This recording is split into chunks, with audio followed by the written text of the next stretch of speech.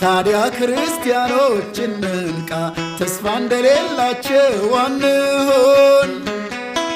እናውቃለንና ሁሉም ነገር ኃላፊና ጠፊ መሆኑን። ጌታችን ኢየሱስ ሀብታችን፣ ዘመድ ወገናችን ጌጣችን መሆኗንም እንወቅ ጽዮን፣ የዘላለም ደስታ ሀገራችን።